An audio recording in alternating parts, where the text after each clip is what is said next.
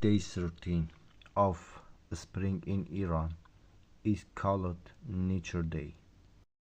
Every year, people leave their homes and go into nature.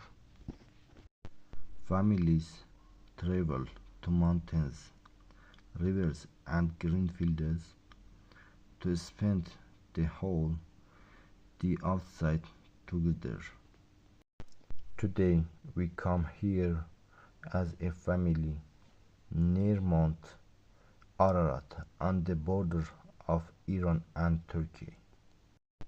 A peaceful place with a tall mountain still covered in snow. Moments like this are simple, but they stay in your heart forever. If you like this video, subscribe my channel.